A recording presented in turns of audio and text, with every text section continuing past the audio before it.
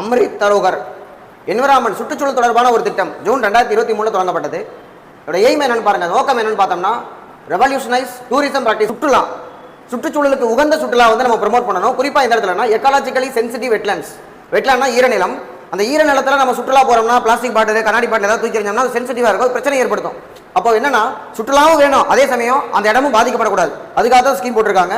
இதுல இந்த Ramsar sides எந்தெந்த இடத்த எடுத்திருக்காங்க அப்படின்னு சொல்லி பார்த்தோம்னா Sultanpur national park Haryana, Bhitarkanika mangrove Odisha, Chilika lake Odisha, Sirpur Madhya Pradesh, Yashwant Sagar மத்திய பிரதேஷ்.